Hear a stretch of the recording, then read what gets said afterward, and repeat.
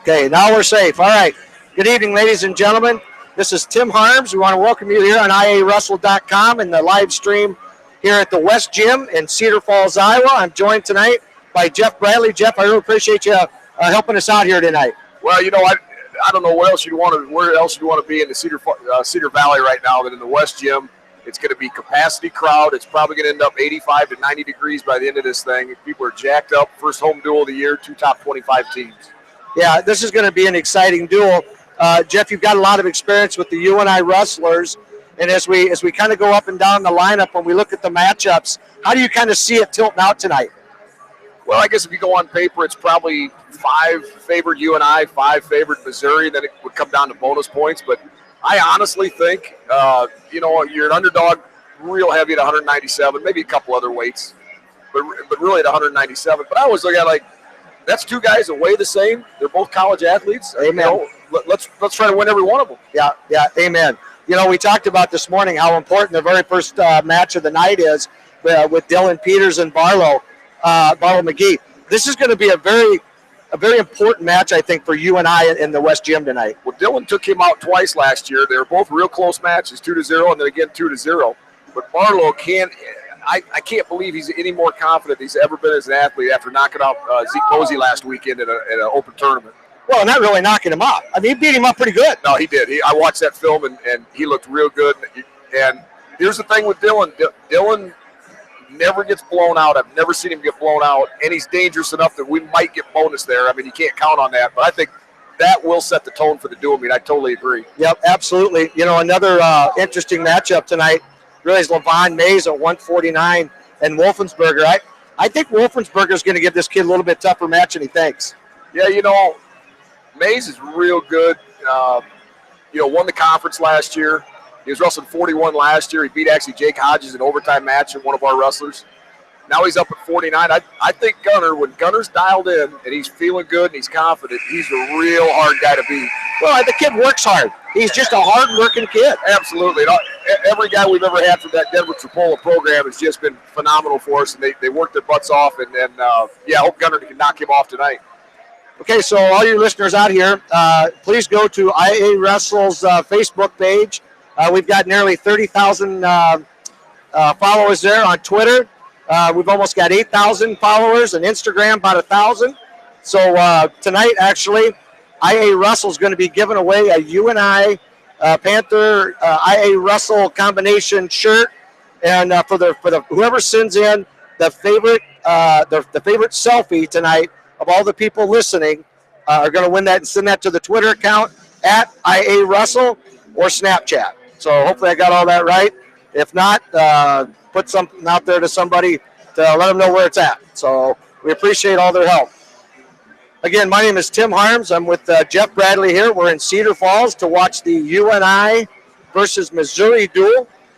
Both coaches, solid coaches. I'm going to start with Coach Smith with Missouri.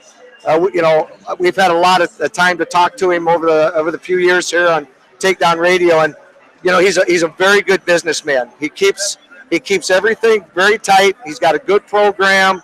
Got a lot of depth in the room. Very young this year, and really like the way his style of recruiting. I like the way he runs his business in Missouri. Yeah, a couple things on that. I mean, you can tell he teaches a system on how to wrestle. I mean, most of those guys are going to tripod up to their stand-up. You know that. Now, it's another thing, knocking them out of that and breaking them back down. But they all wrestle fairly similar. It's a good, solid program. He's built it up from basically went back in the Big 12 where they were kind of always that fifth team, always in the Big 8 or Big 12. Oh, yeah. And now he builds them up to last year. Now they've got the longest dual winning streak because they won national duels last year. They haven't been beaten a duel since 2 seasons ago. Yeah, they're going to graduate. Obviously, last year they graduated. I think you said 4 or 5 seniors, and so they're really in the rebuilding mode. But like you said, at any given night, any given weight class in college wrestling, it doesn't matter the ranking. It doesn't matter what the kid did in high school. It's about right now at West Gym in Cedar Falls, Iowa. Yeah, I agree with that. I mean, and when you're talking about a rebuilding year and you're ranked 9th, it's hard to feel too sorry for you when you're ranked 9th and you're rebuilding. So he's doing a great job. Yep. For the Tigers. One of the wrestlers I want to mention tonight is Willie Nicholas, 184 from Altoona, Iowa. So right now they're announcing the 125-pound matches. And 135 for the Tigers from Perry, Illinois, Zach Simmons. For the Panthers at 133 from Freeport, Illinois, Josh Alder.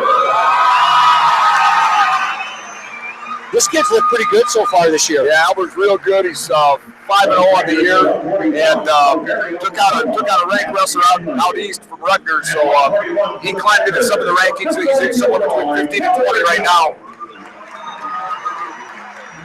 And from Iowa, Jake Humphrey. That's going to be an interesting match with Trevor Yauk. Ryan wrestled here a few years ago for us. He's a Missouri transfer, now wrestling against Missouri. So our 141-pounders, former Missouri Tiger. There's the match we were talking about with Wolfensperger.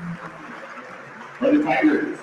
And 157 from Lombard, Illinois. There's some senior leadership. Isn't he a senior this year? I think guy's a junior. Yeah, he's a junior. Steyr.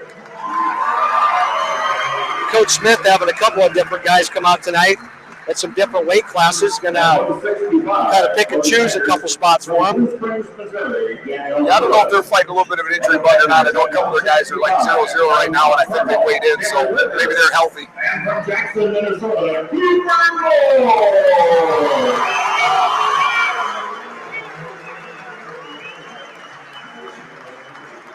For the Tigers at 174 from Belgrade, Illinois, Blaze Butler.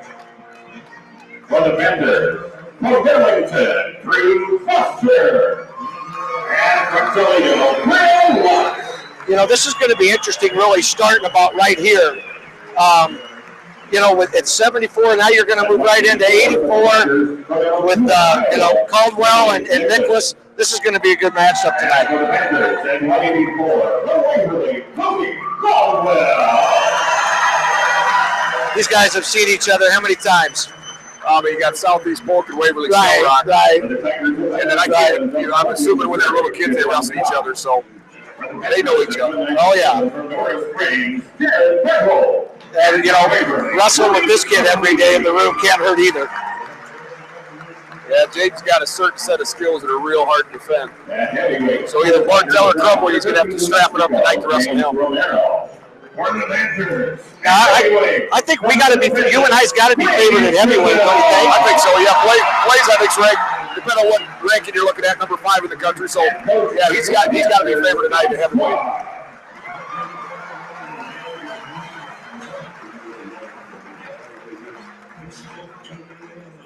Ladies and gentlemen, William Bales is raised for the 80,000. Okay, we're going to put our mics down and do the national anthem now. So we'll take a little break. And a wrestling meet between Cole and Cornell colleges.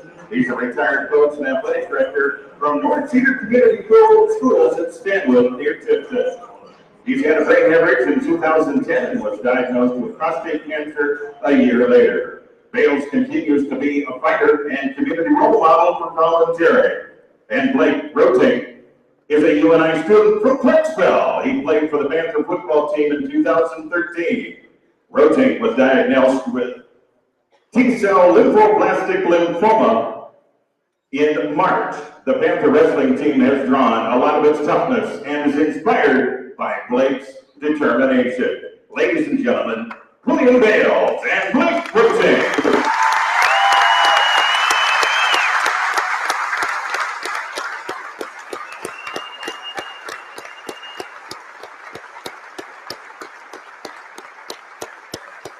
Ladies and gentlemen, at this time, I ask that you please rise if you're able. Gentlemen, remove your caps as we honor America. Ladies and gentlemen, our national anthem.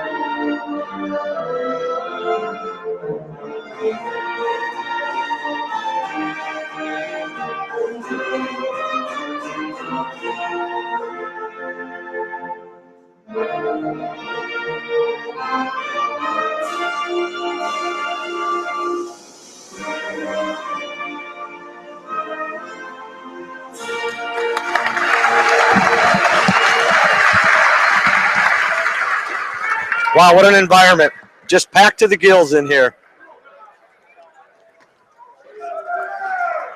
Yeah, I think they call a sellout here. I think 2,000. I think we're right there. Oh, yeah, gotta be. Gotta be. So the first match of the night, again, as we talked about, my name is Tim Harms, here with Jeff Bradley on the call tonight. We appreciate you, all your listeners out there listening.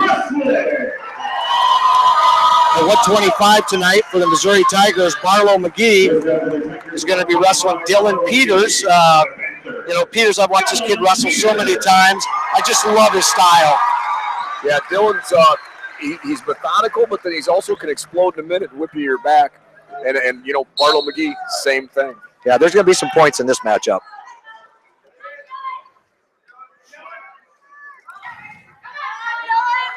Now, these wrestlers have gone a couple times before, right, Jeff? They have. I think Dylan took him out twice last year, but they were both 2-0 scores. So that, you know, you scored on one maneuver and then won the match. So, but like we said, Barlow McGee probably cannot be any more confident after beating Zeke Mosey up last week. Referee's going to bring him back to the middle. Get going again. Looking for a little more action there. What do you think of the new rules this year, Jeff?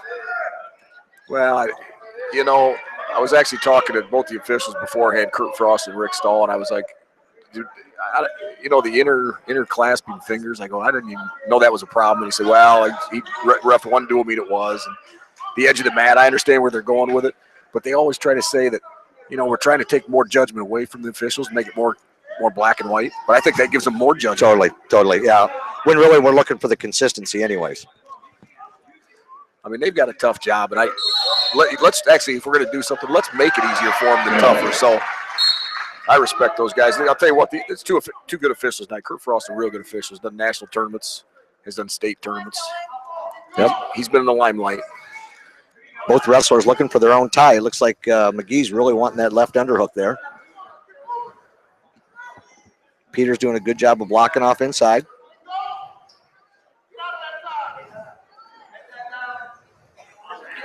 Not sure if Dylan's going to drop to a knee and try to pull him back down under, but we're just not going anywhere. They both kind of have an underhook there. And just, yeah, we're just not going anywhere. We need to create some action. And when I say we, I mean, obviously University of Northern Iowa, but I'm sure Brian Smith's thinking the same thing about his competitor.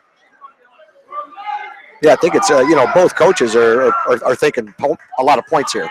For sure.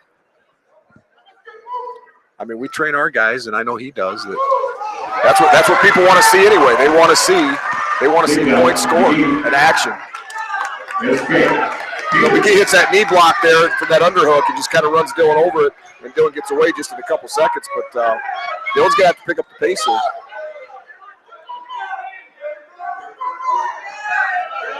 You know, I think one of the most intriguing things about Dylan Peters is just his emotional state of being able to stay calm all throughout his matches is a benefit to him.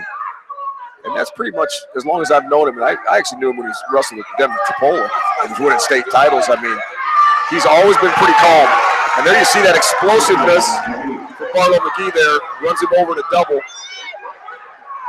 And it's real important that we get an escape here with about 15 seconds left in the first period. So, you know, right there, we're coming into that judgment call.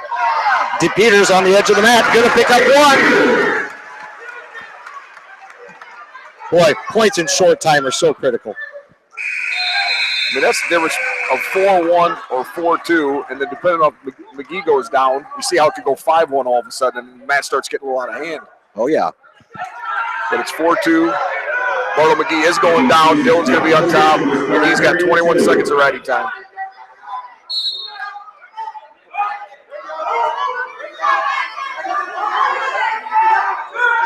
McGee coming up to his feet. Pretty easy now. Peters looking for that side crouch lift. Doesn't get it.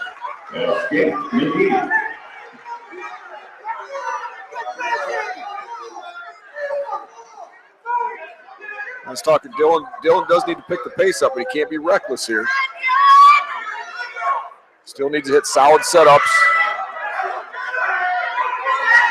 Well, you're right, though. McGee is looking confident out there on his feet right now. Dylan trying to dig in another underhook, trying to get 2 unders.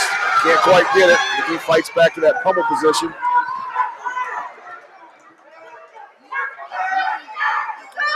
He's trying to jack him up. He's backing out. I don't know if we're going to get a call here. The UNI coaches are thinking he's stalling. He did. He did. Kurt Frost called it for his backing out, not trying to circle back in. Well, that's exactly what we were talking about. I mean, if he's just circles, he's good.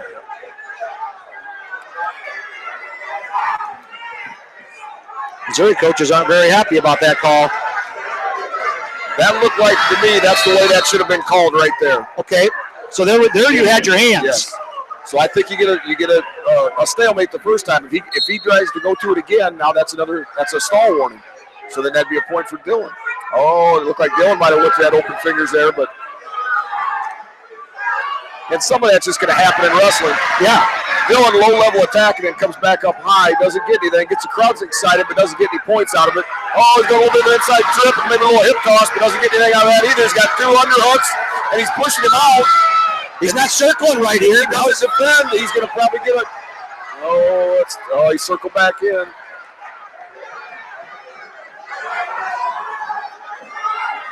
I think Dylan's pace needs to be a little quicker. Yeah, it'd be really nice to pick up a takedown here with 10 seconds left. I'll tell you what, I think Barlow's getting real close to getting another warning on him. He's playing that edge real hard. Okay, we got 7 seconds left here in the second period. We got a score of 5-2 in favor of McGee from Missouri.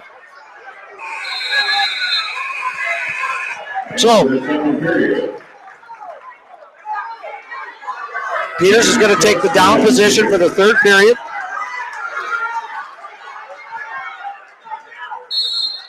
I think it's critical he gets to his feet as quick as he can and gets away and puts the heat back on Barlow McGee.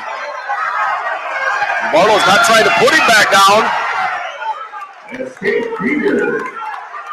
I think Coach Schwab's yelling at Kurt Frost going, don't coach the guy to let him go or put him back down. Just he's got to wrestle. Dylan's pace has picked up now.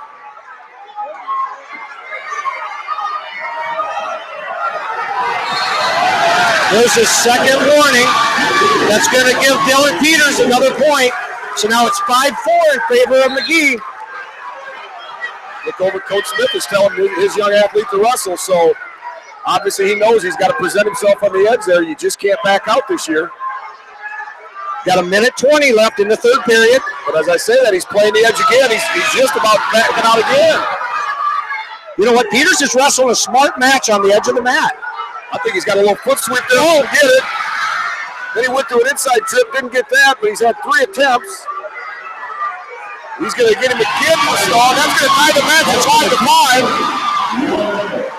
5-5. That's going to tie the score. I get another one if he backs out here. 5-5. You got 55 seconds left. This crowd's just going crazy. This is awesome. We still have 55 seconds left in the first period, or the third period, excuse me. It's 5-5. Dylan needs to stay down that stance and stalk him. Just keep doing what you've been doing. I mean, you go. That's going to keep the heat off Barlow for a little bit by that shooting that. And he had another. Oh, there's Dylan's got a body lock on him, and he's going to crunch him to his back. No. Barlow's got right there. There's 2. Back points. 7-5. Now he's getting careful. 15 seconds left in the match. Unbelievable. The crowd, man, 10 seconds left. Under 10 seconds. Dylan Peters is going to get the win. He's going to get some back points. No back points. I thought for sure he was counting back points there. He got back points there. Oh, he did? I don't think he did. I thought he counted. They didn't get to a 2 count, but he had it back there. It got so loud that I could not hear my partner here talking, and I don't know if this is coming across in the TV land here, but it is loud. Oh, yeah, absolutely.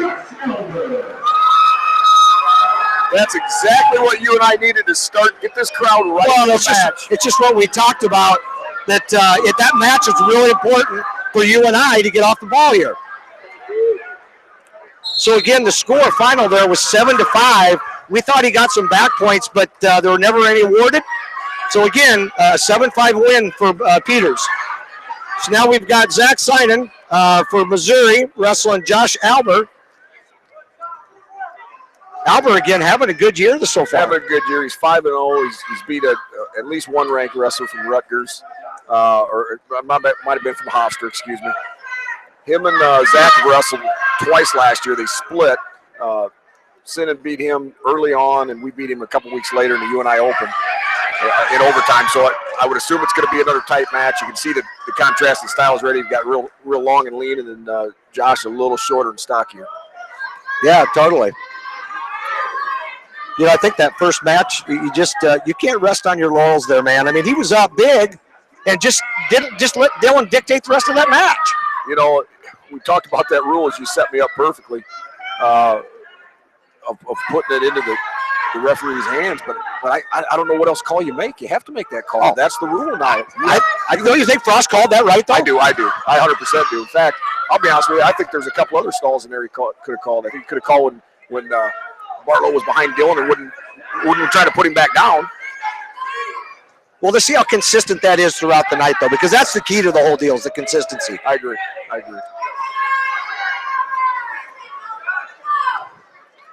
So Josh Albert got just a good variety of attacks. Got a little bit of upper body. He's got a real good low single. 4-time state champ out of Illinois. Redshirt freshman. What's Missouri doing? Kind of snaps him down into his own legs. A little bit of a quarter Nelson on him. And now they're just kind of tied up and just sparring a little bit. But Josh is kind of owning that edge too, I think. He's keeping his rear end to the center of the mat. Yeah. That's a huge key, Tim. That's a good call right there. The guy with the butt sticking outside, facing the big circle, you're probably going to get called sooner or later. You're right. Well, a lot of heavy hand fighting going here, trying to get controls, trying to get a guy to step or move or push or pull him. Well, I'm not sure how tall the kid is from Missouri, the Sinan kid, but he looks like he's cutting some weight to be here at 141. 133. Yeah, 135. We got a good fireman's carry right there. Sinan did a nice job of kind of hipping out of it. We're real deep in the elbow and nobody scores, but gave the crowd a little bit of a start. Still 0-0, just 20 seconds to go. It'd be nice to see Josh Albert sting him right here and get a takedown. But he is so long, he's just all wrapped around you. Yeah, that was a sweet shot. Under 10 seconds now. Kurt Frost just warned Sinan. Wonder if these kids ever met in high school, both being from Illinois. I don't know. I don't know if they did or not. Starting the second period, Albert chooses the down position. Okay, so UNI is going to take down as we get the second period started here. Albert quick to his feet. Hit a little bit of a switch action. And now he's coming through in a Granby. Good action by Albert, though. Well, he kept moving there. Right, that's right. He might end up getting 2 out of this. It's nothing yet. It's not 1 or 2 yet, but it's awful close to a reversal.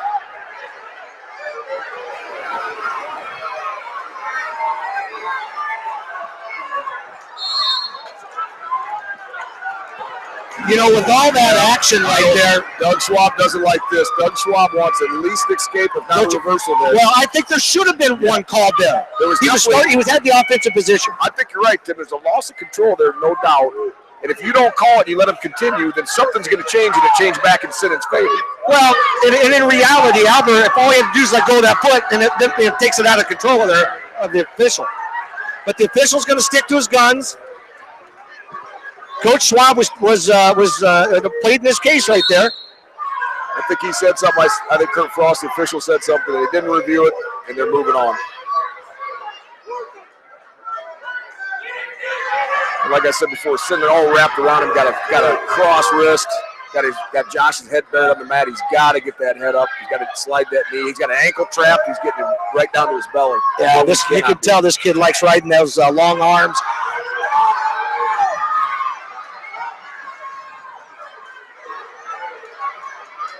It's another little switch action. Does a good little hip heist. Sidney does a good job of bringing him down, but here comes Albert back up to his feet again. He's walked in right out of bounds. Kick out, Josh Albert. Kick out and face him. Albert doing a good job. We're 53 seconds here left in the second period. Match tied 0-0. We got 1:07 of writing time by Sinan from Missouri. Tim, just the body language walking back the middle looks like Josh a little fresher than Zach. Sinan? Okay, thank you. Took a little bit out of Sinan right there. Kind of spiked Josh on his shoulder. Hope he's not hurt. I don't think he is, but he's got to continue to wrestle.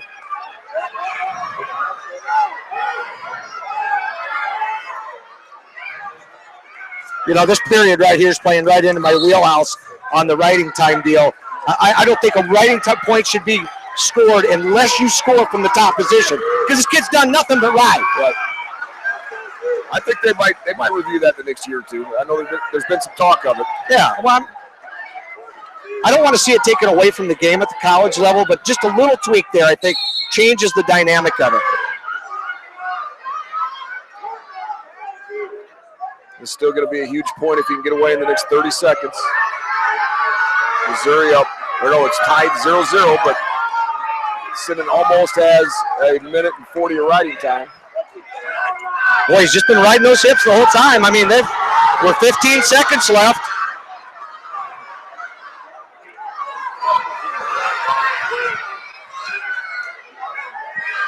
Now the kid from Missouri doing a good job of bringing him back down. We end the period. So he's going to get the 2 full minute riding time there. Now we'll see what kind of gas the kid's got in the third period here. We will. I mean, I think I took a lot out of him riding, Josh, but you know it takes a lot out of you getting ridden for 2 minutes too. And Josh was doing a lot of action there. So now we'll see what's Coach Schwab want to do. Is he want to attempt to ride him and get that riding time off? Josh pretty good on top.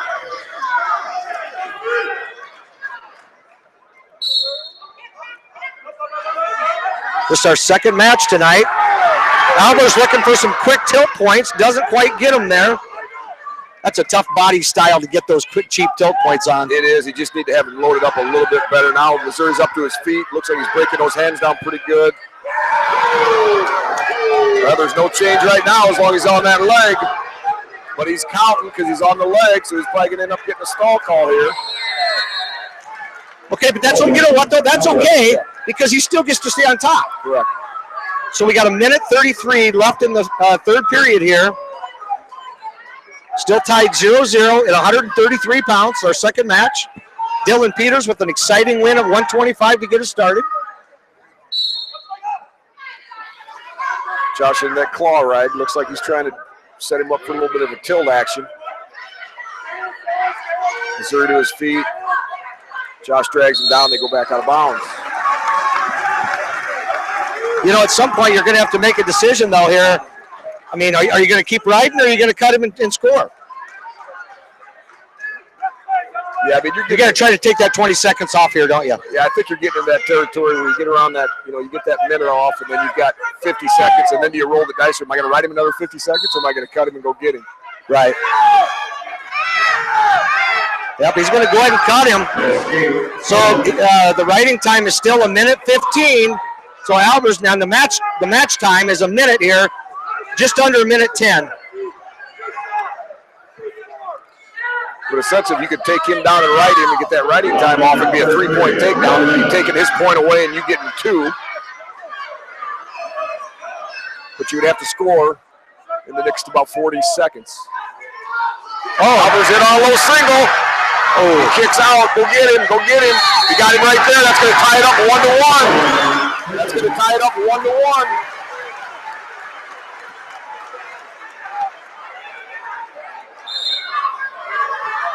Okay, so obviously y'all saw there that there's a stall warning now against Sinan. Albert's in on another outside single shot. Albert's just got to keep going forward right now. Yeah, he's got to take his ground. He's got to take some shots. 25 seconds left in the period, third period. If he doesn't score, he's going to lose this match 2-1. With the riding time, he needs to get a takedown here.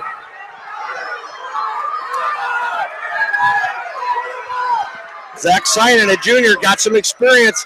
You know, if I'm not mistaken, I think he was a qualifier to the tournament last year. So under 10 seconds. Sinan going to win it now. 2-1 with riding time. 2-1.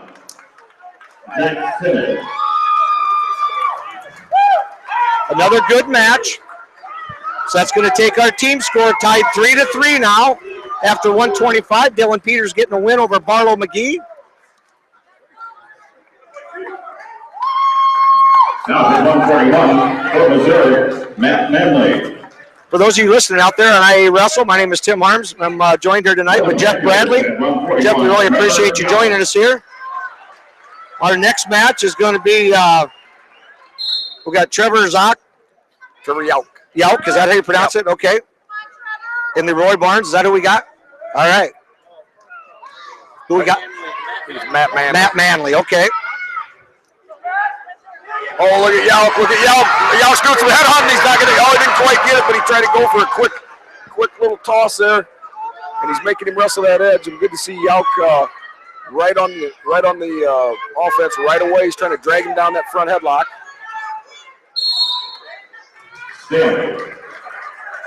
Manley from Perry, Oklahoma. Yauk from Crystal Lake, Illinois.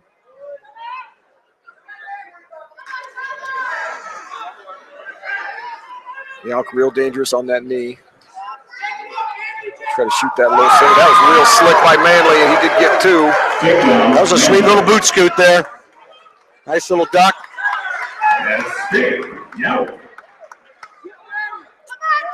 Yauk out right away for the one, so it's 2-1 Manley. Just under 2 minutes in the first period.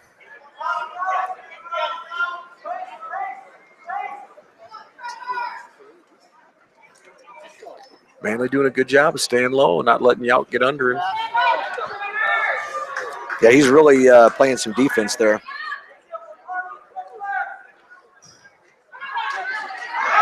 Manley in on a nice single leg. Yauk getting out though, stayed tough in there. Way not to quit. Good hustle by Yauk. Good call by the official. There was no control there. A good no call. Yes, very good no call. Just let him continue to wrestle, and Yauk presented himself on the outside corner, wrestled back in. Thanks. A special shout out to Nick Ryder. Thanks for all the help and the technical help tonight, brother. I don't care what everybody else says about you. You're okay. Okay, we're going to get a little stalemate. We got 55 seconds left here in the first period at 141.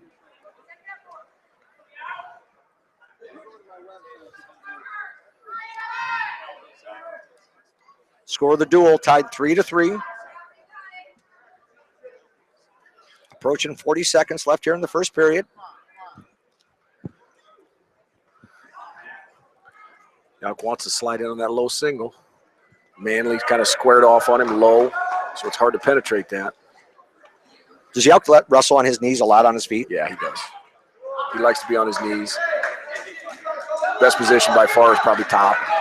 So we'll see what Manley does when it comes to second or third period choice.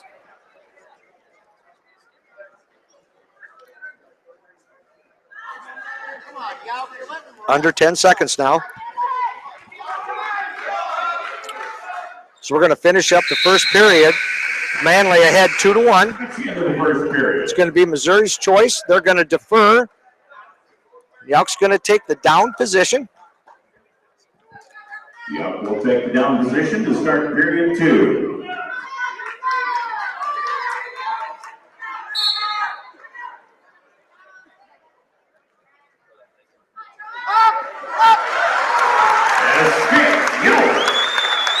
They made pretty quick point there. Second period, 2-2. Yauk back to a knee. But you see Manley kind of almost in that football, like a nose tackle stance. Staying low, trying to protect his legs. Yauk with a little throw by, doesn't get it.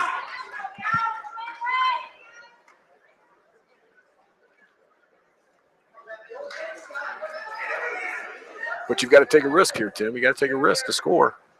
And yeah, Manley's really wanting to work with that right underhook right there.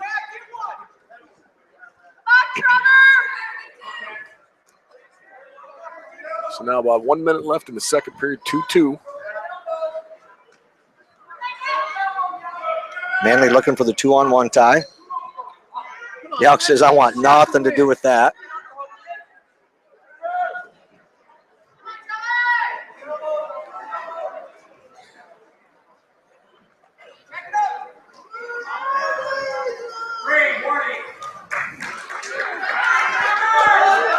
So Yauk now, he gets a warning for stalling with about 40 seconds left in the second period. In on a long shot now, nice shot. He's cutting that corner, pulling that ankle outside that knee. I don't want him to call that potentially dangerous since he's putting himself there. Manley does a good job of hustling out of there, though. Yeah, he really did. Good flexibility on that knee. I think possibly it was, Yauk goes to that head. If you keep two hands on that leg and maybe go behind, you get the two. But I think he was looking for near fall there or a big move and didn't get anything. 10 seconds left here in the second period.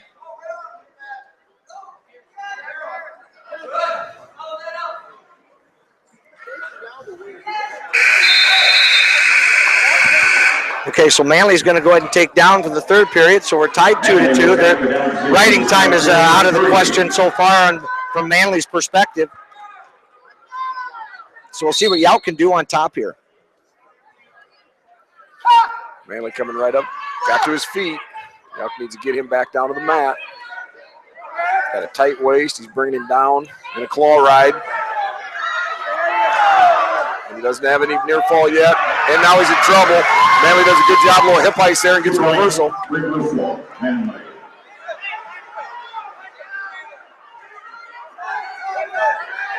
What a tough position to have that ball and chain like that. There he goes. Yauk finally getting out. So a little bit like the last match with Albert, we're down by a point. We need to go get a score.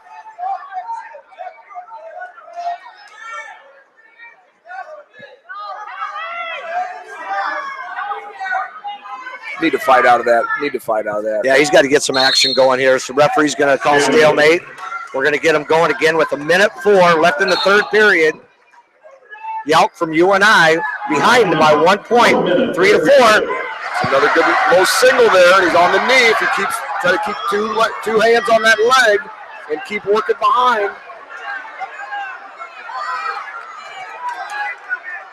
Manley's doing a good job of putting a lot of pressure on that shoulder and head of Yauk. And we're going to get stalemate. Well, Yauk knows he can get to that point now. He's got to it twice. Just need to finish that thing, and he's got 40 seconds, or he's going to lose this match. Gets to it again. Cutting the corner. If he gets over that second one, he's going to secure a takedown, but he's going to lose the first one. No, Now he's in a tough position right here. 22 seconds left. Manley trying to come through for his two. Yauk's got his ankle tied up. Well, you don't want to put yourself in a defensive pin situation here. And there's only 8 seconds left in the match. All Manley's got to do is just sit. 5 seconds left. That's what Brian Smith's telling him. Just sit right there. Manley's going to get the win, 4-3. Winner with a final score 4-3 from the Tigers, Matt Manley.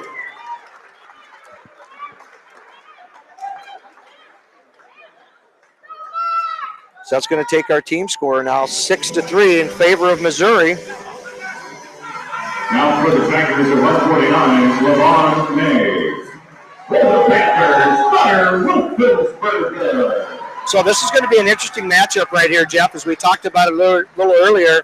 Gunnar Wolfensperger from Denver, Iowa, kid's just a working machine, and Le'Veon Maize from a junior from Missouri.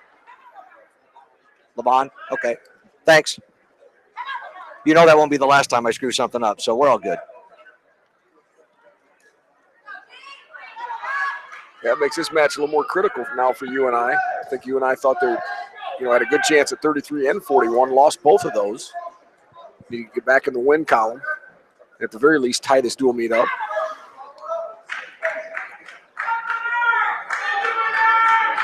Maize, solid wrestler. MAC champ last year, 141 pounds. Was he an All-American last year? I don't Was remember. Maize? Takedown, Maize. Thought he was in that 5th, 6th, 7th range at the national tournament last year. So Maize getting 2 points on Wolfensperger. They're on the edge of the mat. I suppose all that information is probably sitting right in here. It is, and if the print's bigger, it'd be easier to read, but You had to bring up my weakness, didn't you? Instead, I go off my memory, which is not very good. Maize got a cradle locked up on Gunnar Wolfensperger, and Gunnar ends up breaking it. Gunnar needs to get up to his feet here.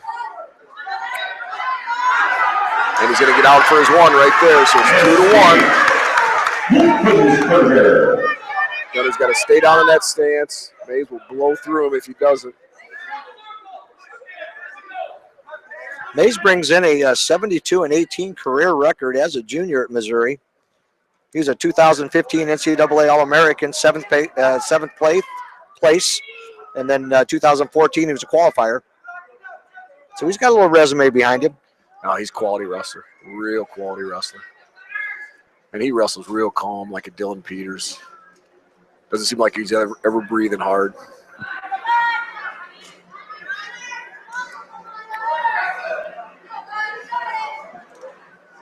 See Gunnar close that gap a little bit, commit to a shot. Looks like Gunnar took a finger in the eye.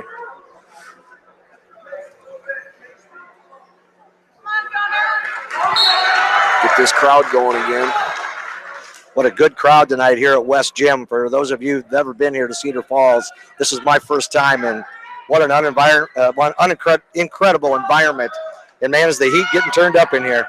Yeah, I think the heat's been on for like 5-6 days over Thanksgiving break, so they're just letting it get hot in here. If you look up in the upper parts up here, you see a lot of people fanning themselves, and it gets real hot up top there. You mean up in the rafters? Yes. 30 seconds left here in the first period. But just looking around, great crowd. Looks like every seat's taken, and we have some standing room guys just standing on the edges.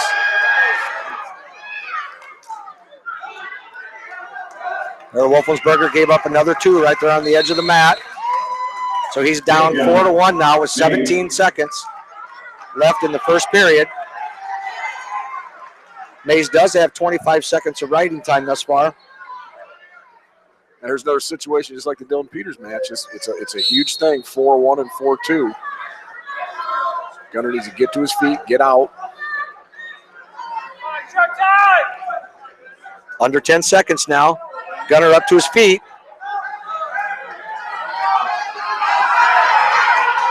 Not going to get there.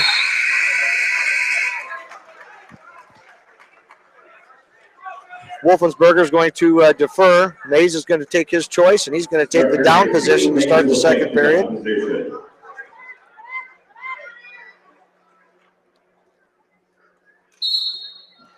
Maize quickly to his feet. Gunnar needs to get a mat return here, put him down.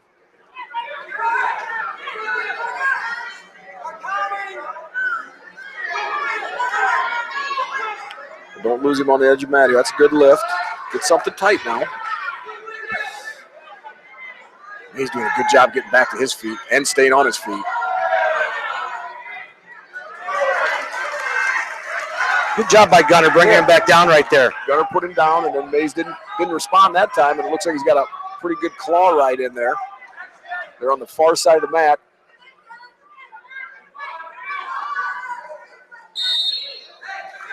Frost going to bring him back to the middle now. So we got 1:17 left in the second period. Match score is 4-1. Dual score 6-3. No riding time.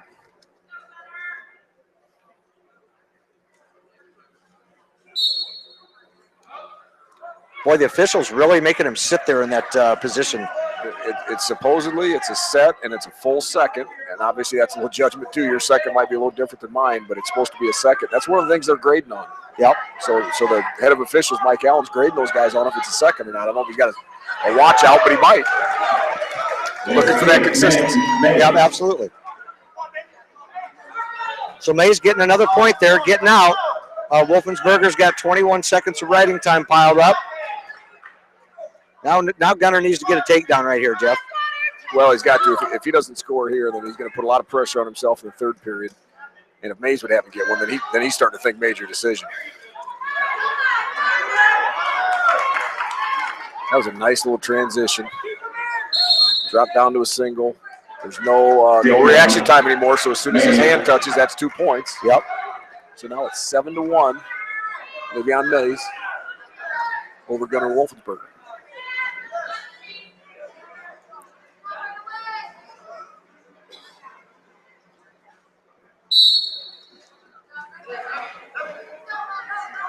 Gunner gets to his feet. He's got his hands broke, so he should be out. He is out. Now he's got to go. He's got 20 seconds left here in the second period. Under 15 now.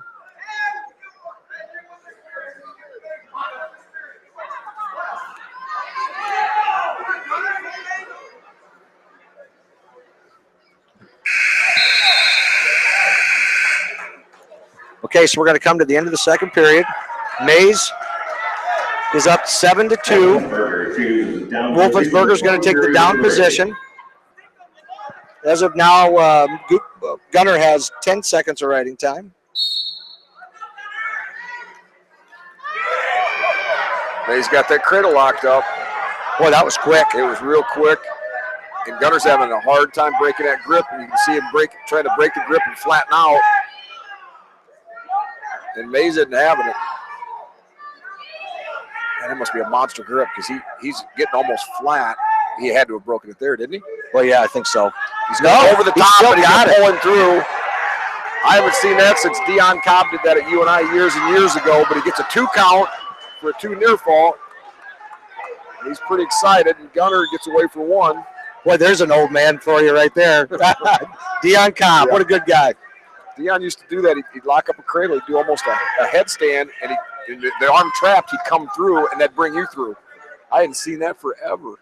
And Maize just did it. Now Gunner's got no time to be messing around. He's got to go maybe head hunting here a little bit. It's 9-3, down by 6 points.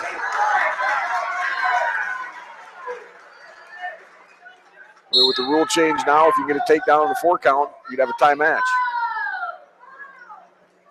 That's to promote scoring, right? Yes. Yeah, 2 count for 2 and a 4 count for 4.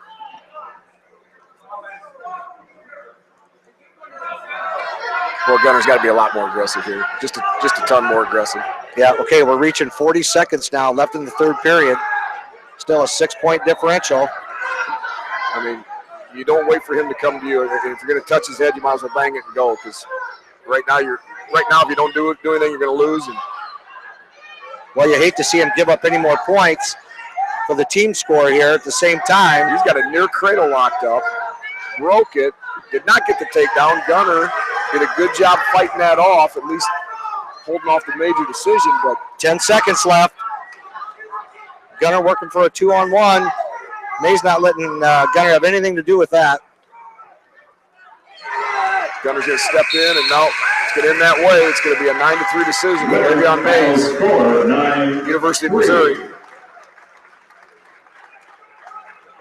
It looked like Gunner just never got on track there with Maize. Okay, so now we're going to come up at 157. Up next to 157 for Missouri from Lombard, Illinois, is Luke Fortuna. Oh, that's what he wrote on that piece of paper, wasn't it? Steyr.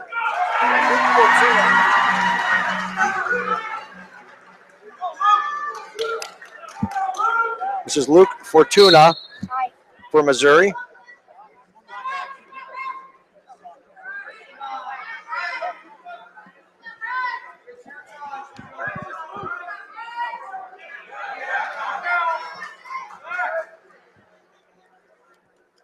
Jeff, have you seen this kid wrestle? That's a nice high crotch series right there. Started trying to pull that leg under. Missouri through the crotch. I'll tell you what, we're in good shape. We were in good shape there. And if I like that. He finished good there. Finished real good and strong. Bryce Steyr, true freshman.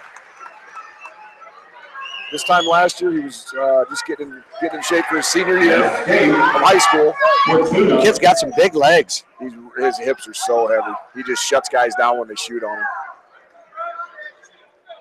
And I think it's the first true freshman. In fact, I know it is that Doug Schwab's wrestled. So, really? So obviously he showed enough skill and enough upside that he think he can be an All-American by the end of the year. But that was a real good high crotch, real good finish.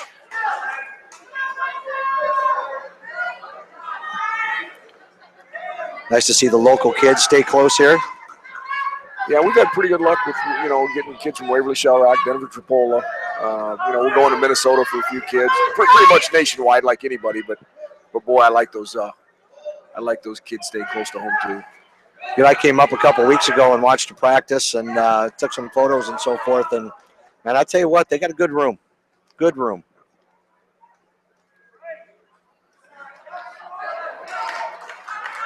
Bryce needs to continue to build that lead. Nice shot.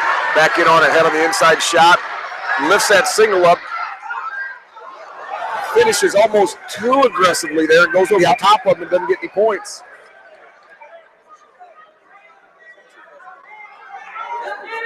Yeah, it would have been nice to just see him be a little bit more calm right there to get that 2 points. For as deep as that shot was. Did everything right, just kind of slid off the top. It's almost fluky how he didn't get that, but it's 2-1. And Missouri gets a stall warning right off the bat. You saw that. You saw those heavy hips right there, Tim, where Missouri reached in on that double and it was just shut down right away. Steyr's got a good pace, though. I like this pace. Front headlock drags him down.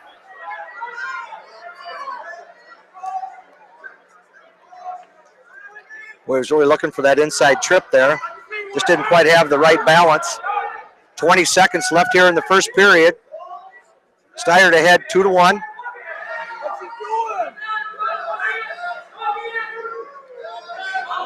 Steyr's taking a ton of shots. Missouri's been warned once, I would think, if Bryce can keep this pace. He's either going to score a lot or he's going to get some stall points for it. So this is going to be Missouri's choice, and they're going to go ahead and just take the down position out of the gate. Fortuna takes the down position to start period 2. Dual team score 9-3 in favor of Missouri going into this match at 1:57.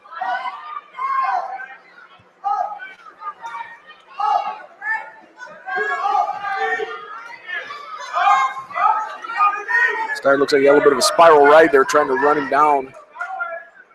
Missouri doing a good job of not losing his base, and there he goes into that tripod, which almost every one of their guys builds up into that tripod. Steyr did a good job of bringing him back down. Now he's got a cradle locked up. Suicide cradles and brings him through. And he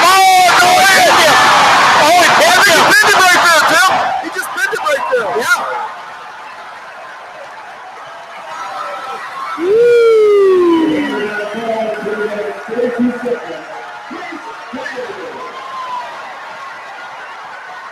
Boy, what an unbelievable environment here at the West Gym. As a true freshman, Steyr picks up 6 points to tie it up going into the break. I guess I was a little taken aback. I saw him do that suicide cradle, brings him through. Crowd was yelling, and I think they're just yelling for the back points. I didn't even see Kurt Frost at the back. Yeah, I mean, he was down there. He went quick. It was quick. And it's a 1 second pin, and boy, way to turn that momentum for maybe a match or two that you could have stole. I don't want to say stole, possibly should have won. And you're starting to lose track of the dual beat a little bit. And then Bryce Steyr brings you back to tie it up 9-9 with that big first period fall or second period fall. Yeah, absolutely. Okay, for those of you listening out there still, they're gonna take a little break. I'll kind of stay on here a little bit. Are you gonna stick around? I sure will. Okay, perfect, absolutely. Okay, so tonight on IA Wrestle, if you whoever's got the most creative selfie, they're gonna win a UNI IA Wrestle T-shirt tonight. So go to either send it out to Twitter or Snapchat at IA Wrestle. Yeah, so Tony Hager, he'll be picking that out. IA Wrestle's got over 30,000 or close to 30,000 people, followers, whatever you call them. Twitter, about 8,000, and Instagram, about 1,000 people. So I know there's a lot of people out there with IA Wrestle that have put this all together tonight to help out UNI to get this live stream with the football game. All the other equipment and so forth is over there, and obviously there's a little bit of money sitting over there in that dome than here at the West Gym. But wow, what an environment tonight, Jeff! Great environment, and it started fast with Dylan Peters coming from behind and getting that victory over Barlow McGee, and then a little bit of a lull where Missouri went on their little run, 33-41, a couple real close matches, and then 149 with Le'Veon Maize. And then Steyr brings it right back to a tie match with 5 matches to go, so it's 9-9. Boy, what a great! I mean, really, I don't think you and I really could expect to be in a better position right now, do you? I think going into 165 where you're going to be favored, it's Cooper Moore's first match, but I think the last poll had him 4 or 5 in the nation. You got to expect him to come out, respond to the crowd, and then I don't know what's going to happen to those upper weights. I mean, I think they're favored for sure at 84, 97. We're favored at heavyweight. Maybe 74 is the one that's going to make a difference. Right, totally. So again, my name is Tim Harms. I'm with Jeff Bradley here tonight in Cedar Falls at the West Gym. I want to thank Nick Ryder and his brother for helping us out tonight, getting us all the technology and everything put together. Again, IA Wrestle on social media, Facebook, Twitter, Instagram. Whoever has the best selfie, whoever has the favorite selfie, it's going to be judged by Tony Hager and sent to the Twitter account or Snapchat at IA Wrestle. Will win a UNI IA Wrestle t-shirt. So, again, IA Wrestle's doing rankings this year in high school. Yeah. And we've really got some pretty cool stuff. We're actually in the process of developing a system to actually do the rankings for the little kids and through the junior high, so we can kind of get them acclimated. I was never a big fan of that in my life, in my past. Having my son grow up in the game a little bit, but it's just a landscape of the business today. And the more marketing, the more exposure our kids can get, I'm all for it. And I'm not saying that's the best way, but it's a way. So how do you start to rank kids from Sioux City, Iowa, and Burlington? That'd be my thing, is that junior high kids. I think it's kind of a good idea, because why does everybody like rankings? Because I can have a cup of coffee with you and we can argue about Oklahoma State or Iowa or whoever. So that's what it is. It's a fan interest thing, for sure. Yeah. I just don't know. That's going to be a hard thing to do, just ranking kids that will never hardly see each other unless it's like an AAU or a... Well, that's kind of the whole concept of what IA Wrestle wants to do ultimately, is to have regional tournaments set up out there that kids can go to so we can evaluate them. Okay. And then have the here in the state of Iowa, we got 24 colleges with wrestling programs. So per capita, nobody else in the country touches us.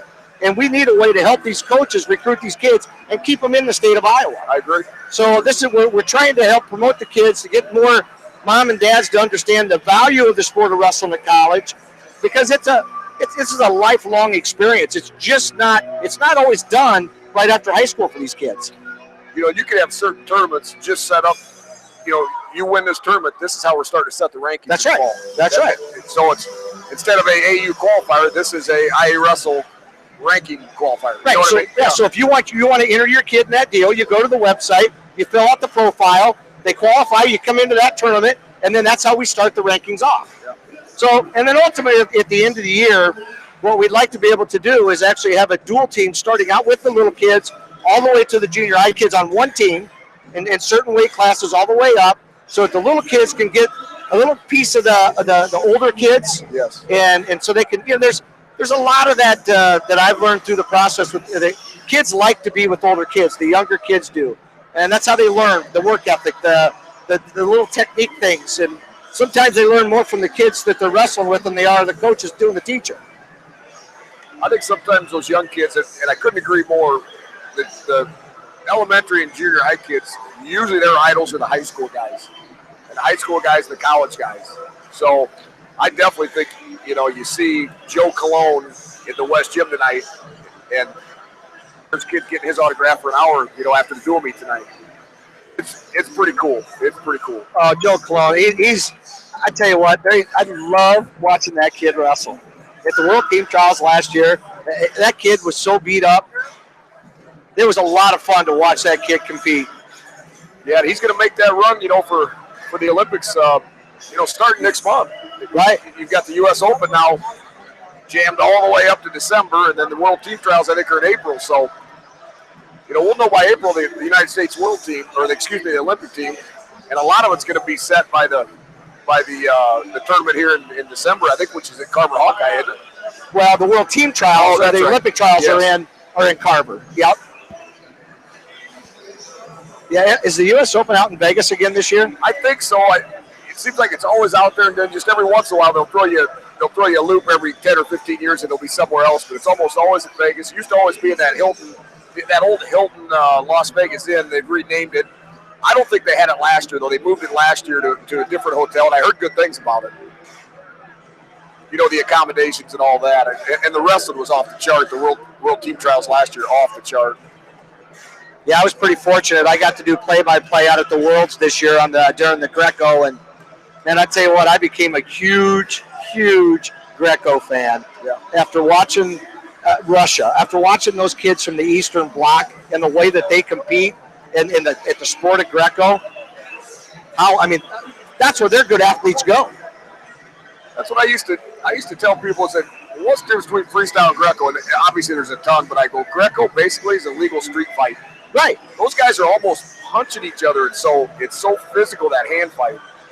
And those lifts, I mean, you are a man if you can lift another guy's dead weight over your, you know, just up and, you know, 4 point. Oh my goodness, just fun to watch. Yeah, how the Europeans how they compete in the parterre position. It to me was the most amazing thing. I mean, they weren't just trying to get a 2 point. They're going for 4 and 5 point moves every time. I mean, so from watching all that this year, do you think that's what the United States needs to get the most improvement is parterre? Oh, totally. Okay. Totally. And again, I'm not an experienced Greco guy, but just watching how the other teams scored, yeah, totally.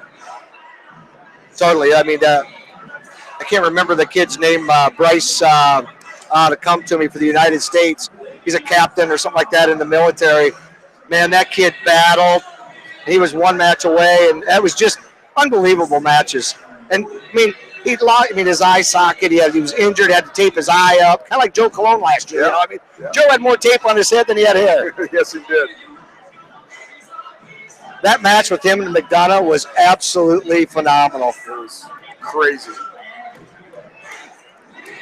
Okay, so we're going to get started here in about a minute, maybe a little less than a minute, and we're going to start at 165 pounds. And Berger, a senior from Carroll, Iowa, how's he wrestled so far this year, Jeff? Well, I think I see Cooper Moore taking his shirt off. Now, Cooper is probably going to go tonight. It's going to be his first match. He tweaked his elbow a few weeks ago, and I think he's finally 100%. Berger had been wrestling. You know, if you saw any results from out east, he'd wrestled all those dual meets out there. But Cooper Moore now has the anklets on, just shook hands with Doug Schwab, checked in. So he will represent the University of Northern Iowa, and I think he'll go against Daniel Lewis, who's a redshirt freshman out of Missouri, University of Missouri. Out of Blue Springs, Missouri. Looks like he's got a 3-1 record so far this year. Two storied head coaches here tonight, Brian Smith of Missouri, Doug Schwab of the UNI Panthers.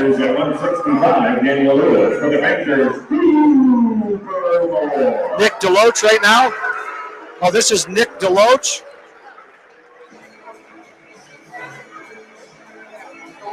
Deloach, okay.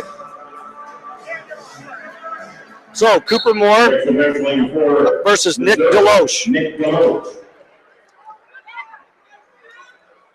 Oh, they'll probably got him in here, right? I would think so, and I don't remember seeing Nick compete last year. Obviously, seen Cooper a bunch. This kid might be a mystery kid. He's not in our press releases.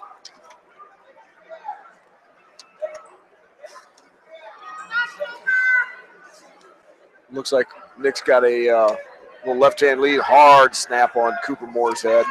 Cooper's tied up with him.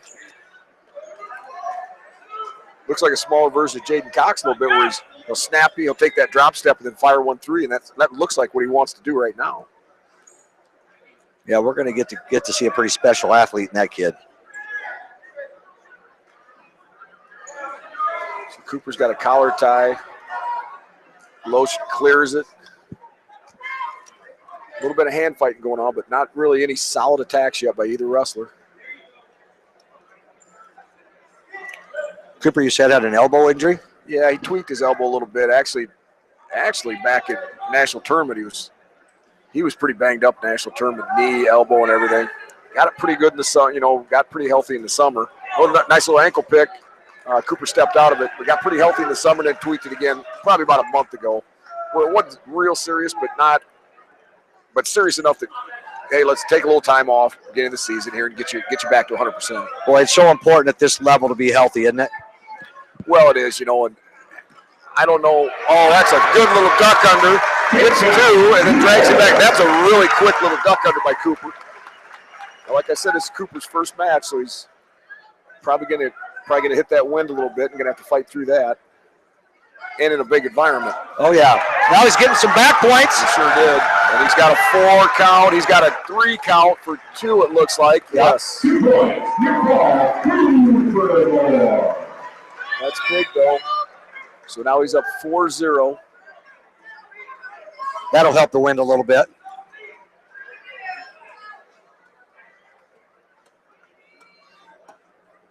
Got Deloche all the way flat on his belly. Now he builds up to his base. Don't let him out, Cooper. Make him wrestle here. Got a tight waist, trying to get a near wrist. Okay, we're under 30 seconds here in the first period. The match score is 4-0 in favor of Cooper Moore.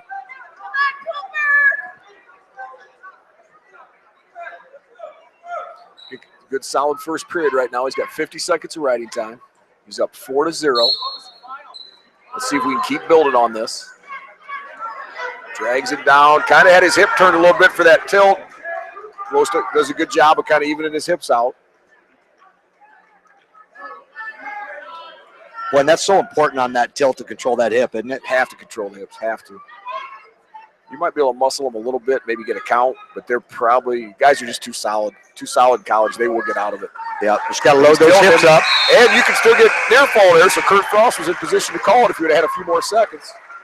That's good period by Cooper Moore. Okay, so our team score is tied 9-9 going into this match.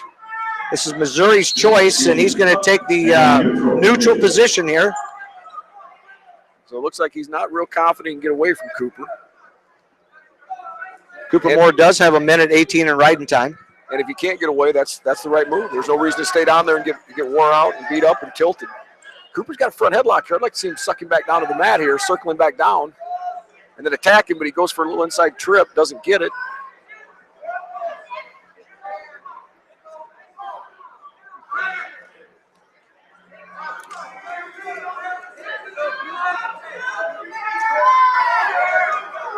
Cooper needs to close that gap, but stay down that stance.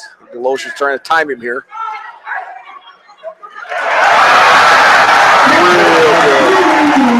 That was a sweet takedown. Real good reshot off Deloche's attack. Cooper fended that off and then blew really about an ankle-high shot and put Deloche down for another 2. So now it's 6-0. Got a minute and a half of riding time and still a minute to go in the second period. He's got a tilt, and he's counting, and he's counting. And he's got his 4.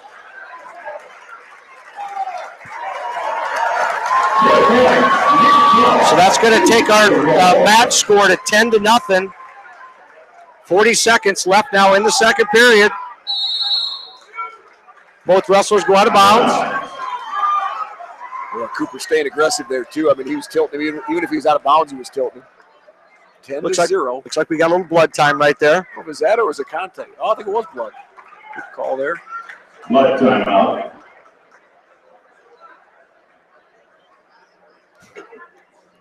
Schwab kind of looking, where's the blood? Well, I mean, Kurt Frost is standing right there. Yeah. If there's not blood, he's not going to let him have blood time. So I just thought it was funny. Doug fighting for his guys, I know. Moore just doing a great job here in this match, first match of the year.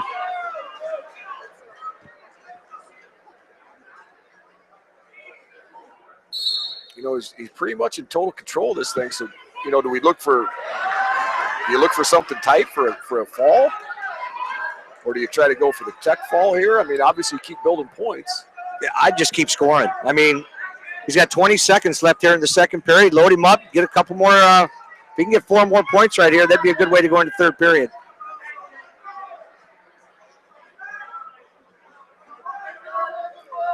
He's actually going to have that riding time secured here in just a few seconds.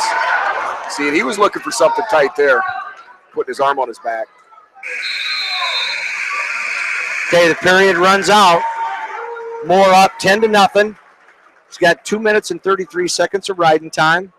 And they're going to go ahead and put Deloche back down on the mat. You know what? I like that. I was just going to say, if you put Cooper down, that doesn't make sense to me. That 1 point is not worth maybe 30 seconds of messing around down there, where he's dominating on top, either go feed or top. And I think at this point in the dual meet, you put him on top, hope he can get some more bonus points.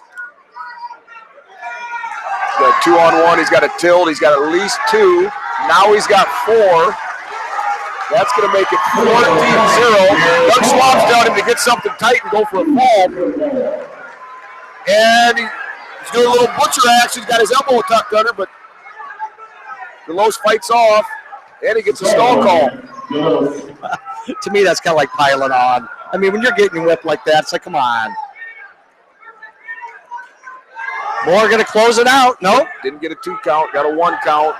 14-0. Just needs another point here. He's working real Big hard. team points right there, Jeff. You know, if there's another stall here, this could be match termination with the stall call. I would rather see us get a turn here. That's it. That's it. And that's what happened. 1 point more.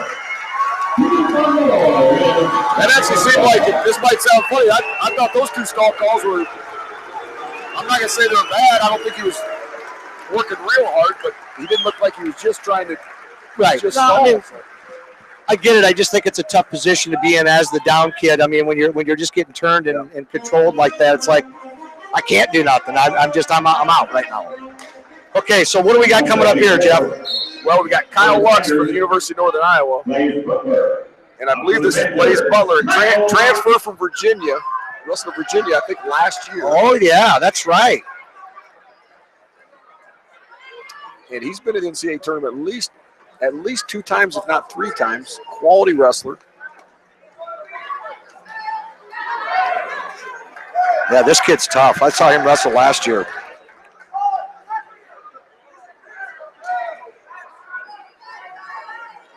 He was 21-6 last year. Was second in the ACC tournament last year. So at Virginia, coming into Missouri. I don't think he was All-American. I do think he won a match or 2 at the national tournament. He's got a career record coming in here at 56-22. Takes a little bit of a shot on Lux. Lux fights that off. They're both in the under-overs. As he comes in now, Blaze Butler's trying to dig in that other one, and they kind of separate there. Just a lot of hand fighting here. Only 1 decent attempt. Got him in a front headlock. Lux needs to kind of square up into him here. Circle up into him. If I remember correctly, this kid had a pretty good tournament. Oh, no. Lux right into a headlock. It's going to be a 4-1. A 2 takedown Missouri, a 2 near fall Missouri, an escape for Lux to make it 4-1. I mean, nothing happens for 2 minutes, and then all of a sudden, boom, 4-point move. I'll tell you what, I'll give Lux a ton of credit for getting out of that headlock because he had that tight starting out with. That looked real tight. And a lot of times, if you don't come all the way through and get away there, right, you make it tighter, and then you are done. So good job by Lux.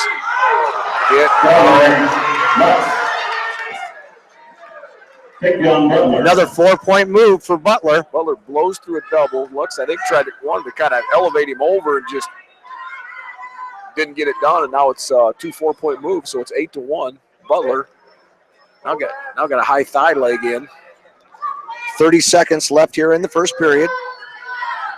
Team score 14-9 in favor of UNI.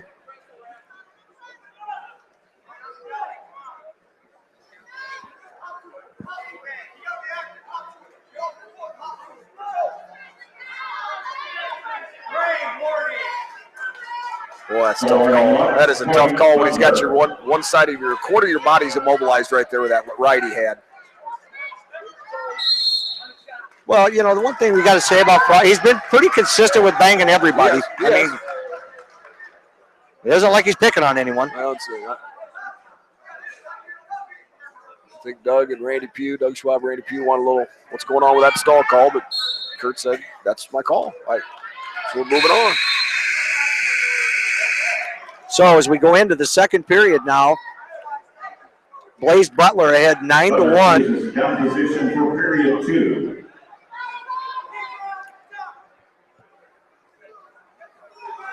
He's got a bunch of riding time too, not quite a minute, but 56 seconds. Lux dug himself a hole here. He's going to have to start either get some takedowns, rattle off a bunch of takedowns, or some near falls. Butler up to his feet.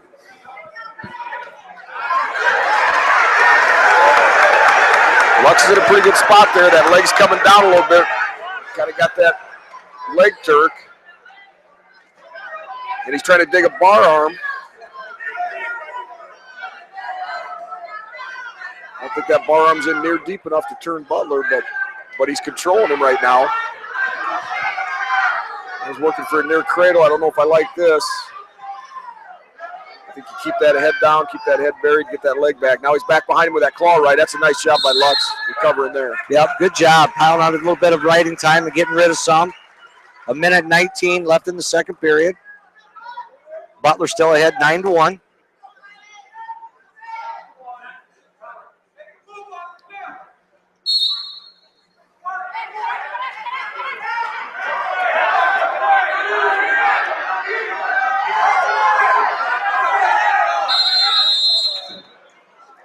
No warning.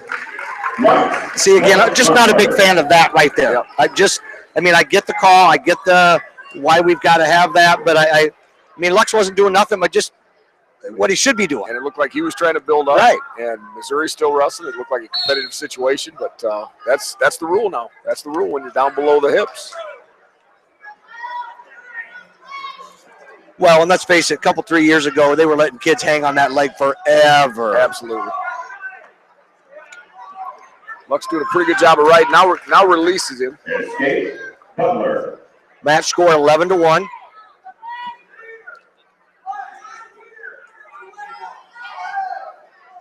Butler right now definitely in that major decision territory. It'd be good to see Lux at least get that back to a regular decision. But we're going to have to take some risk here, Tim.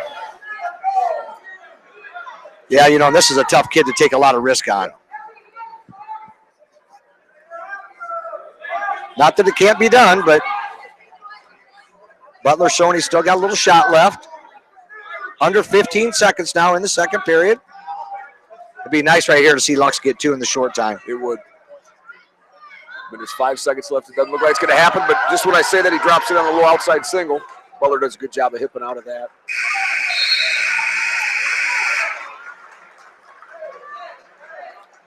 So Lux from UNI going to take the down position for the third period. Chooses down position for period 3.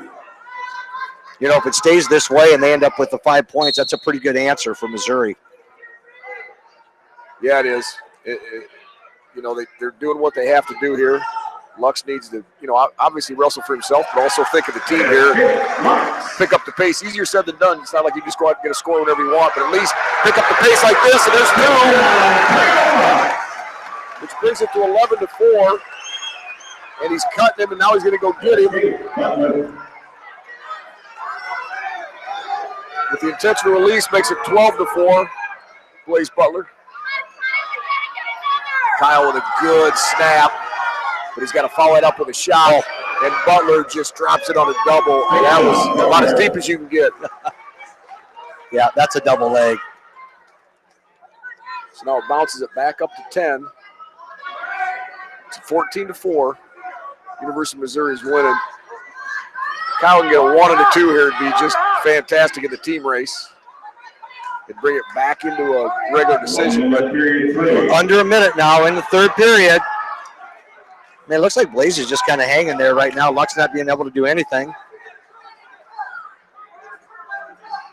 You know, he's doing just enough on top, but when you've got that whole right side of his body immobilized with that high thyroid. Now it's come out, but he's still got the ankle trap. And just a ton of pressure on Lux. Lux can't hardly get his head off the mat. And now he switches off and throws a cradle. And he's taking Lux back. Oh, he pinned him. And the fall. Well, not only did they answer with the 5, but they got 6 to go up by 1, which now is going to bring up a pretty interesting match. As we talked about earlier on, Willie Miklas, a Southeast Polk kid coming back into Iowa to wrestle for the University of Missouri, going to be wrestling Cody Caldwell, another kid, from Iowa. Kids both grew up, same age. You know, they've probably seen each other before. Yeah, my guess is they were probably on some Iowa teams together, traveling. So, oh yeah. But they're not friends right now, though. Okay, my over/under on points in this match is 18. Wow. Okay. I want 10 of them for Northern Iowa. Oh, good little duck. Good little duck by Miklas. He switches off. We got a single. Caldwell cutting through. Watch his back here. Watch his back. That's gonna be a stalemate. But you got to continue to wrestle there, Cody Caldwell. You just can't hold it. You got to try to raise your head up. Miklas still trying to improve here. And does with a takedown. And really, the guy that kept wrestling there scored. Exactly. That's what that came down to. Yep.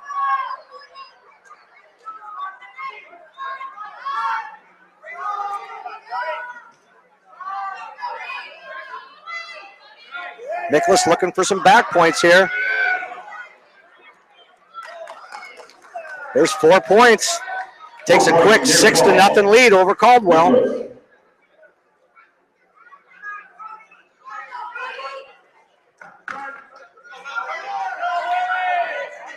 He's running a bar arm. He's got a bar arm and a half. Now he's back to the bar. And Miklas snacks him up and pins Cody Caldwell. Willie Miklas from University of Missouri pinning Cody Caldwell from UNI. That's going to put Missouri up 7 points now. At 197, for the Tigers, Jaden Cox. I didn't see that coming at all. No, I didn't. And, Miklas, I know he's tough. Bartell. Got taken down right away. You got turned, you got tilted, and then you got bombed and ran over. We just need to compete better than that. Yeah, I mean, Willie was going out to score points. He was. You got to give him credit. Good job, Willie Miklas from Southeast Polk. Iowa boy, wrestling for Missouri. Okay, now we've got some athletes out here.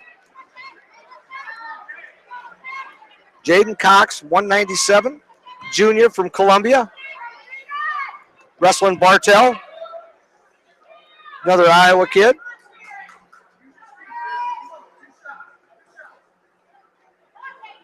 Have these kids met before, Jeff? No, I think last year. Bartell in on a high single there. Got to keep him moving here. Don't continue to wrestle, Jared Bartell. Run him down here, and Bartell gets 2. I don't think they did. I think Basil Minto wrestled Jaden Cox last year in both the matches. Jaden Cox, national champion 2 years ago. 5th place in the country last year. Love his hairdo.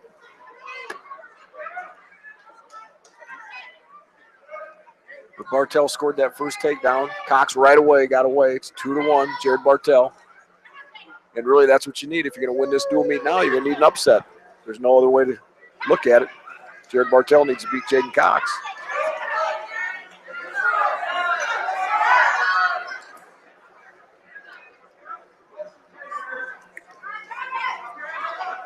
So how many people you suppose we got out there watching this tonight, Jeff? Boy, I have no idea. I'm going to say 10,000. Hey, that's a heck of a number. It's just, I mean, it's a guess. Yeah. But I think there could be. There's 2,000 here, so. We sure appreciate everybody dialing in to IAWrestle.com. We appreciate you and I letting us come up here and do this tonight.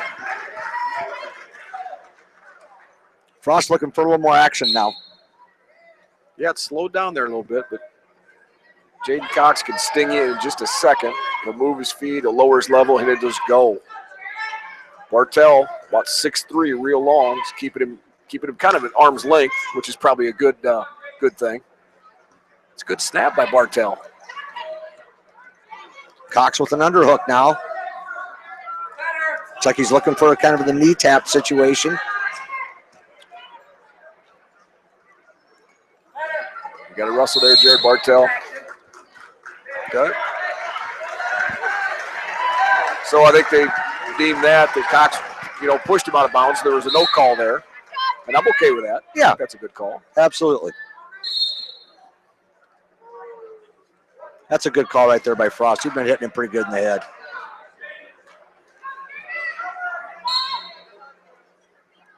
So 20 seconds left in the first period. Jared Bartell, University of Northern Iowa, ahead 2-1 over Jaden Cox, University of Missouri.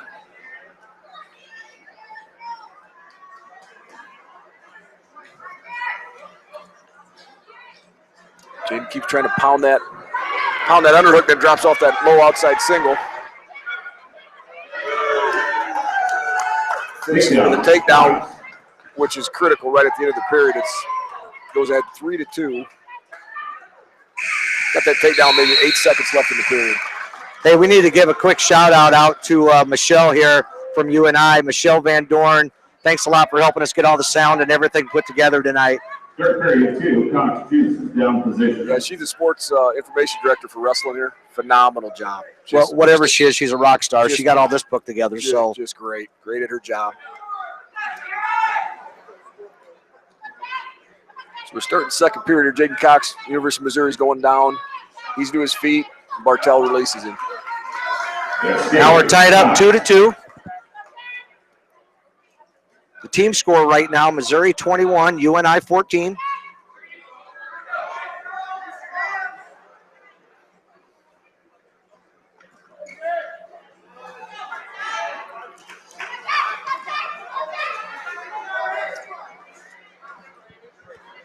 Both wrestlers heavy on the head now. Good action.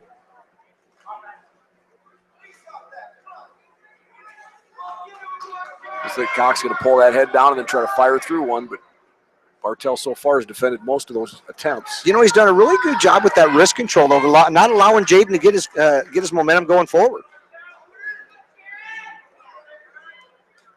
Yeah, he's got both his wrists right there, but let's move him there, Jared. That's okay. Stay down that stance, because he'll get you off that reshot. Yeah, there's a lot of poking in the face there, both ways. It's going both ways. Yeah. That's okay. I mean, Frost is calling that right. And, and I'm not saying hey, we're going to, poke guys' eyes out and punch him, but it is Division I wrestling, so you're going to get hit in the face. I mean, it's going to happen. Kind of goes back to that Greco thing we were talking about, just a part of the game. Yeah. Bartell in on a head on the inside single, but it looks like Cox is just dropping those hips right on his head. And now he's got a near cradle locked up, and he's got his back leg, his top leg trapped. He's in a bad way right here, Tim. 20 seconds left in the second period.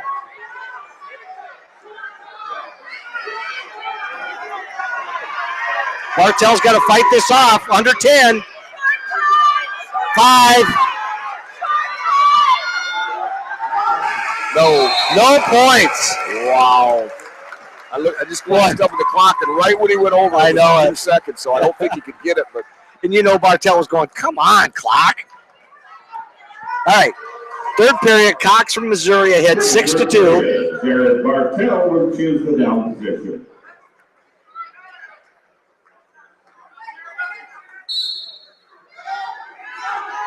Bartell coming up to his feet. Now stay on your feet.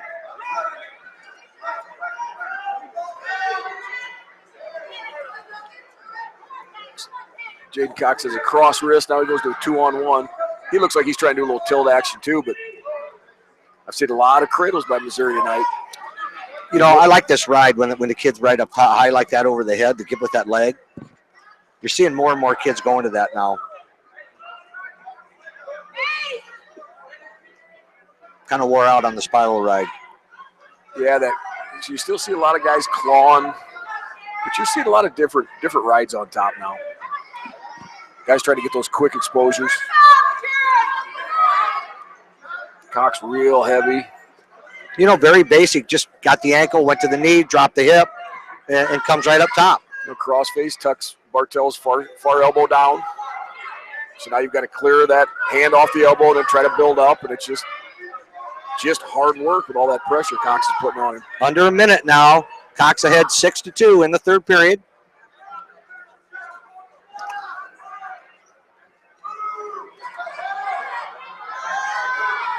Well, right now, if he keeps his riding time, it's 7-2. I don't know if he's just trying to pin him here with that cradle. Kick out, Jared Bartell. He's giving him some shots there, though. Yeah, Cox being real aggressive right now. 25 seconds left here in the third period. Cox piling up riding time. Jared Bartell's got to get that head up off the mat.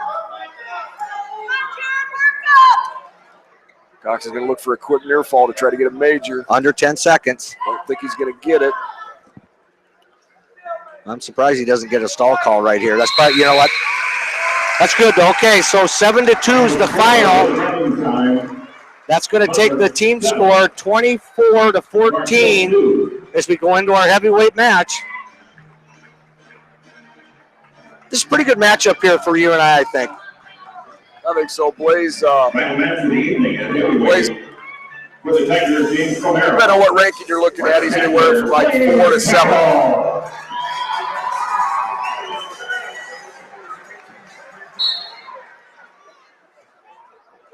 Blaze Cabell. Wrestling James Romero from Albuquerque, New Mexico. Boy, Coach Smith went a long ways to find this kid. Blaze with a quick takedown right out of the gate.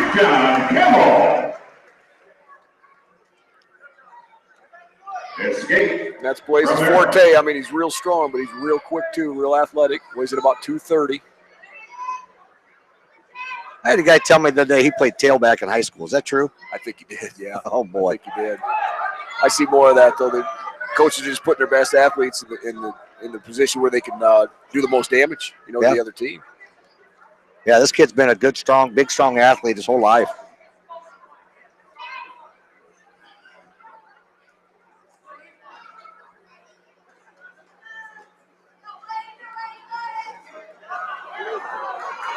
Boy, Blaze kind of had him stepping there, and then he relaxed, and Romero could have almost stepped in on his high single. Another good outside single by Blaze, so if he runs it down, it's going to be another 2-point takedown, and it is.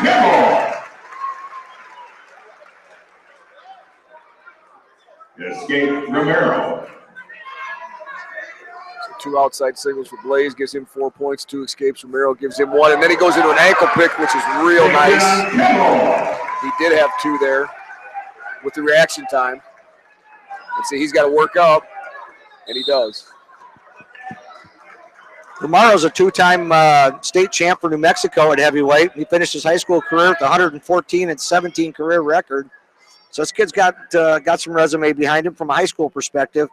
Moving up as a freshman at this level is a tough gig. No, it is. It is. You know what, though? He's got a lot. Look how rangy he is.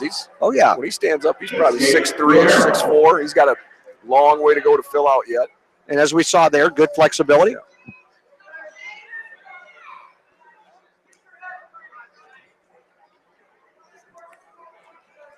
Romero with an underhook there on Cabell.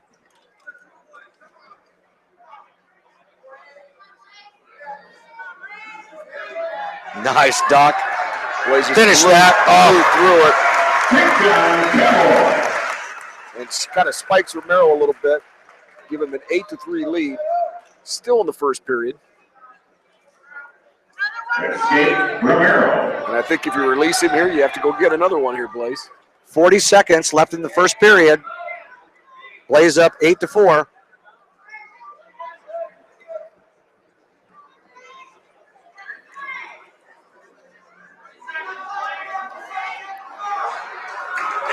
That's a real good attack for a heavyweight. Yeah. Great low-level attack. So here's where Blaze needs to actually ride him out, drag him back down. Don't give him that easy, cheap point with 10 seconds left in the period. Blaze doing a good job of getting him back down there.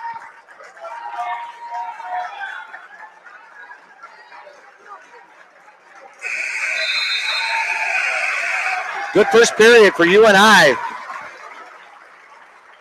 10-4. Blaze going to go ahead and take the down position now to start the second period.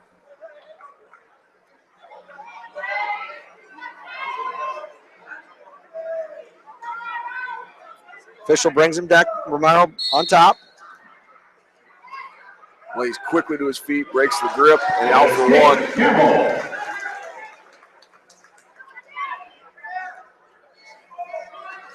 Oh. Boy, he's quick. He's real quick, real strong. Good technique, excellent technique for a heavyweight, obviously. We got the 2-point takedown, and Romero got warned there, too. I think Blaze going to pretty much intend to release him there to make it 13-5. He's got 8-point lead, minute riding time. But I think every time he shot, he scored so far.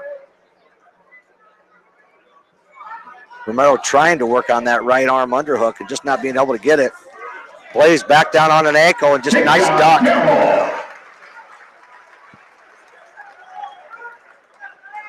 15-5 now the score. I think Romero might be feeling a little bit now. Looks like his pace has slowed down. Under a minute in the second period. Blaze trying to get his hips down, but not trying real hard. Kind of hanging on him a little bit. Come up with him, Blaze. Don't stay on your knees. Escape Romero. So with 30 seconds left in the second period, Blaze up 15-6. Romero with the shot there. Blaze in a nice double. You got to pick him up. He's going to put him down. Oh, I thought he was going to drop a half in there, but he didn't. I'll tell you what, you got to give Romero credit right there for getting his hips out because Blaze had him tight on that. Had him real tight, kind of dropped him on a hip. I thought if he threw a half in on the way down, he might put him to his back, but Romero fought that off. So 17-6, just closing out the second period. Boy, just about every time he shot, he scored. Yep, absolutely. We want to thank UNI for letting us do this here tonight, and also Michelle Van Dorn for UNI. I want to thank her for helping us get us all hooked up and going tonight. And Jeff, I really appreciate you being on here at IE Wrestle, and for all you watchers and listeners out there, we really appreciate you coming in and listening to us. So, again, we've got a drawing for a T-shirt, a UNI IA Wrestle T-shirt. Just send in a selfie to IA Wrestle on Twitter or Instagram. Romero started down there, got away, 17-7. University of Northern Iowa winning this match, but they're going to come up short in the dual meet. Ooh, Blaze on a got nice body lock. And he's in between the legs, so if he keeps crunching him here, he might get some near fall.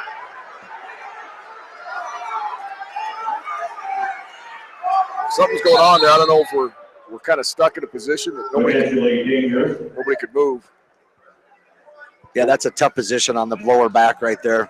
But with that takedown, makes it 19-7. A minute 22 left in the third period.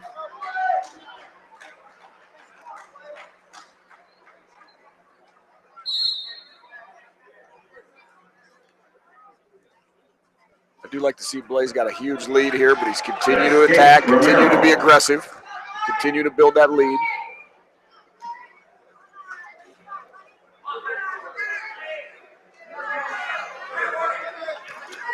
Stalling Romero.